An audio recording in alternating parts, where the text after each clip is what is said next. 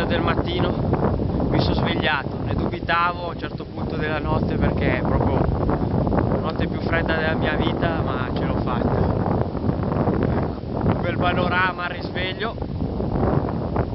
e niente, stanotte un sacco di brezza che saliva su, scoiattoli qua, no, conigli qui che guardavano il panorama. Ho provato a far foto ma non sono riuscito perché con la macchina non avevo il flash abbastanza potente e niente, adesso a un certo punto stavo per morire, ho provato a lanciare segnale a una nave là che passava con la mia pia, mi sa che non mi ha visto. Vabbè, ce l'ho fatta e adesso vado a prendere la nave.